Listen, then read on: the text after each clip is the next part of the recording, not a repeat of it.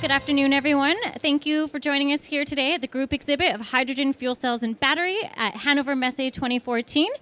Today's discussion is research for a European automotive fuel cell stack. Please welcome Head of Department Fuel Cell Fundamentals, Dr. Jörissen.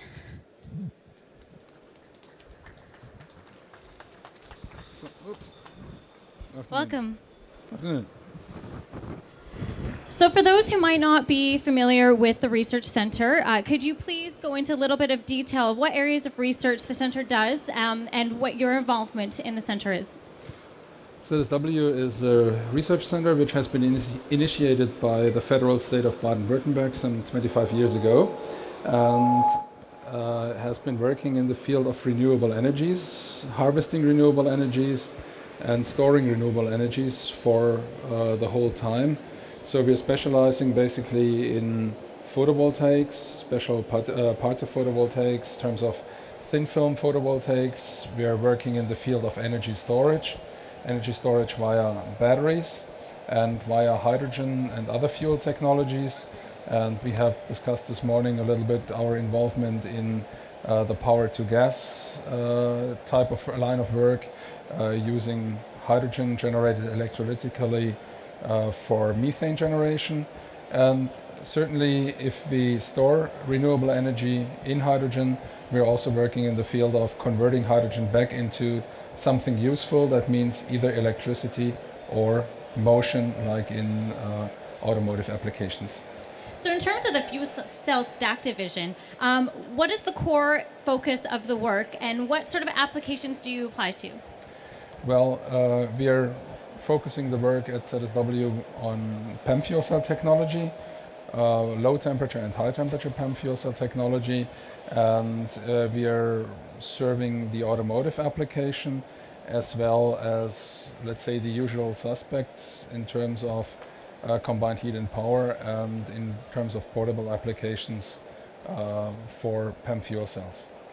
Why specifically PEM fuel cells? What are the benefits and what sort of temperature ranges do you predominantly deal with? Well, the benefit of PEM fuel cells is, as Philip Klose said just before, you can start and stop them rather more frequently than the solid oxide fuel cells. They're pretty flexible in use, and we are working in the area of low temperature PEM fuel cell for automotive applications and the things I said before, as well as in terms of high temperature PEM fuel cells, mainly for stationary applications for combined heat and power generation. Now, low temperature means temperature range somewhere in between 60 to 90 degrees centigrade, while high temperature means something like 140 to 180 degrees centigrade. In terms of the PEM fuel cells, what sort of tests do you do and how do these benefit the automotive industry? Well, developing PEM fuel cells means also testing, and you have the three major categories of tests. That's basically performance, how much power, what are the operating conditions, how sensitive are the PEM fuel cells to the operating conditions, what are the boundary conditions for system integration, then its endurance. Its endurance, basically how long do they work and what are the degradation mechanisms in the operation. And third, it's all kinds of things that affect system integration, and that means what are the emissions to the environment and what are some safety considerations in terms of electrically and gas safety. What projects are you guys involved in right now? Well, particularly in the field of stacks, we are working in a European consortium on stack testing.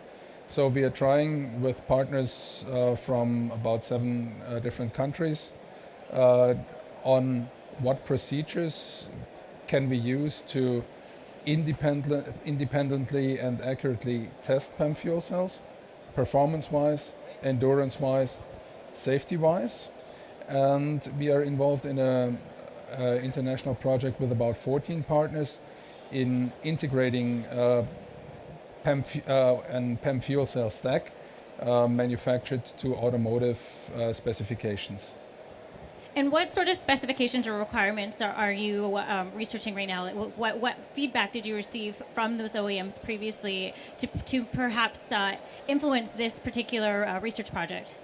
Well, before starting that actual hardware development project, we were working with partners, mainly the same, but also some additional partners, on how to specify such a PEM fuel cell stack, and we found that, let's say, power density is one key performance indicator for PEM fuel cells. We found out, let's say, sort of a common box where to integrate such a stack, and we found out some envelope of operating conditions which could be accepted for more than one automotive OEM. And so, taking these specifications serious, we developed a follow-up project in making them real, and this is currently running, as I said, with about 14 partners. There are 3 automotive OEMs involved in the partnership. There are 5 research organizations involved in the partnership, and there are key players of the component industry involved in that partnership. What is the research center's strength, and what really drives business, and what sort of in-depth services would you say is your key advantage in terms of working with the OEMs that may be here today? Well, ZSW is involved for almost 20 years in PEM fuel cell research, and we started stack research some 18 years ago, so we have a long history with us. And so we understand the operational behavior of PEM fuel cells, let's say, from hands-on experience. And we also do, besides, let's say, empirical experimental work, we do a lot of modeling and trying to understand where the key performance of the fuel cell stack is generated, where, let's say, water is generated and where it goes. We do a lot of flow modeling, and we do a lot of heat modeling in the PEM fuel cell to understand how to optimize the design of the fuel cell stack for a given application. And so a stack that's designed for, let's say, a stationary applications like combined heat and power generation will look different from a stack that's designed for automotive applications. This has to do a lot with the operational conditions and with the, let's say, different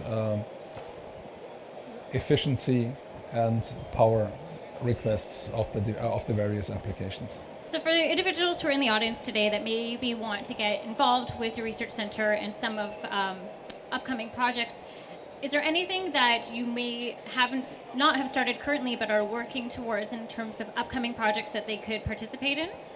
Well, we specialize in testing, we specialize in stack design, and we have decent know-how in PEM system integration, so we span, so to speak, the whole value chain in PEM fuel cell technology. So we are happy to work with partners and with customers on their specific needs. So just putting one example, we are working since a couple of years very deeply in the field of water management of PEM fuel cells, particularly the pathway where water is generated to where water is released from the PEM fuel cell. It goes through porous structures, it goes through gas diffusion layers. We try to understand their behavior in terms of wetting, in terms of permeability, and in all kinds of how the gas diffusion layer and the interaction with the catalyst layer can help to improve performance and endurance of the PEM fuel cell. All right, I'm going to ask the audience if anyone has any questions for Dr. Jörissen. Are there any questions in the audience today? Okay, if you do think of anything you would like to discuss, I encourage you to visit Dr. Jörissen at booth D50. He's just back in the corner over here. I'm sure he could go over lots of the testing that they do and the research and development and any opportunities that you can get involved. Do you have anything else that you want to add regarding your service and research? Well, as I said, we are helping industry and end users in the field of PEM fuel cell technology, and my colleagues, Alexander Kapza, who is in charge of the testing facility, and Joachim Scholter, who is in charge of the design of fuel cell stacks, will be here today, tomorrow, and on Wednesday to answer your questions, and we're ready to talk to you. I'm ready to help you. Great. Okay. Well, thank you for joining me today. I will be sure to get people to come visit your booth and to talk to you further about any of the research opportunities. Thank you. Thank you very much.